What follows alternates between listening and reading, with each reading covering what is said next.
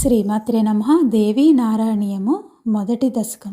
యస్మిన్నిదం యత ఇదం యదిదం యదస్మాత్ ఉత్తీర్ణరూపమభిపశ్యతి యత్సమస్తం నో దృశ్యతే చ వచసాం మనసశ్చ దూరే యద్భాతి చ ఆదిమహసే ప్రణమామి తస్మై.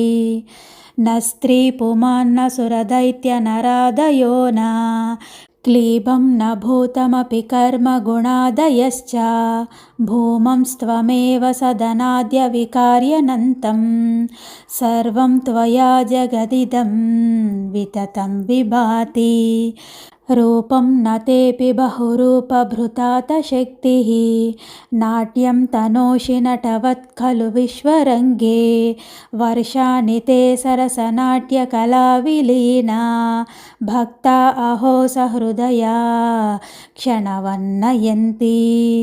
రూపానుసారి ఖలు నామ తతో బుధైస్త్వం దేవీతి దేవ ఇతి చాసి నిగద్యమానా దేవ్యాం త్వయీర్యస ఉమా కమలాధవాంగ్వా దేవే తు షణ్ముఖ ఉమా పతిరచ్యుతో వా.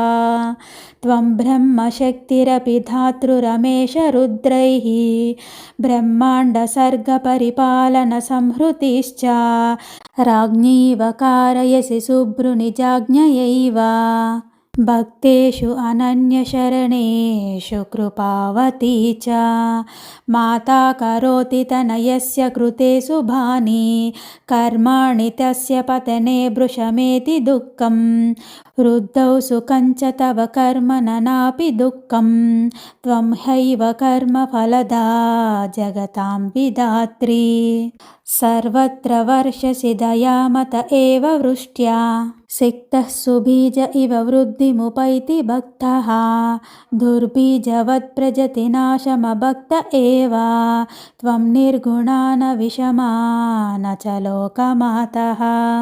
సర్వోపరీశ్వరి విభాతి సుధా సముద్రః తన్మధ్యతః పరివృతై వివిధైః సుదుర్గైః చత్రాయితే త్రిజగతాం భవతి మణిదీపాఖ్యే శివే నిజపదే హసితాననాస్తే. యస్తే పుమానభిదధాతి మహత్వముచ్చైః యో నామగాయితి శృణోతి చ తే విలజ్జః యశ్చాతనోతి భృశమాత్మనివేదనం తే సస్వాన్యఘాని విధునోతి యథా తమోర్కః. త్వం నిర్గుణాంచ సగుణాంచ పుమాన్ విరక్తః జానాతి కించిదపి నో విషయేషు సక్తః జ్ఞేయా భవత్వమిహ మే భవతాపహంత్రీం భక్తిం దదాస్వ వరదే పరిపాహి మాం త్వం. నమో దేవ్యై మహాదేవ్యై శివాయై సతతం నమః. నమః ప్రకృత్యై భద్రాయై నియతాః ప్రణతాః స్మతాం. సర్వమంగళమాంగళ్యే శివే సర్వార్థసాధికే శరణ్యే త్ర్యంబికే గౌరీ నారాయణీ నమోస్తుతే. జై ఆదిపరాశక్తికి జై. జై ఆదిపరాశక్తికి జై.